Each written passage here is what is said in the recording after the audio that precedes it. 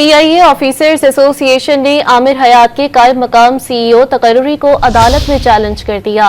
Islamabad high court ने दरख्वास्त काबिल समाअत करार दे दी। आमिर हयात के कायम मकाम सीईओ पीआईए तकर्रुरी अदालत में चैलेंज कर दी गई। इस्लामाबाद हाई कोर्ट ने दरख्वास्त काबिल समाअत करार दे दी।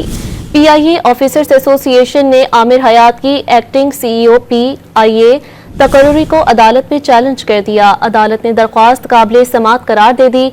इसी हवाले से मजीद जानेंगे डॉन न्यूज के नुमाइंदे सैयद वसीम से। वसीम, आगाह कीजिएगा, दरख्वास्त में क्या मौक़िफ़ इख्तियार किया गया है?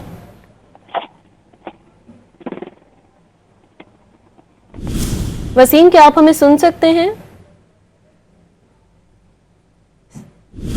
सैयद वसीम से दोबारा राब्ता करने की कोशिश करेंगे। पीआईए ऑफिसर्स एसोसिएशन ने आमिर हयात के कायम मकाम सीईओ तकर्रुरी को अदालत में चैलेंज कर दिया।